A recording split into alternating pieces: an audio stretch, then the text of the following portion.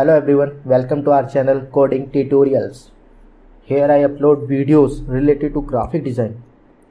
So in today's video I will show you how to create cards in HTML with the help of CSS. This video is going to awesome and you will really learn to create an awesome design.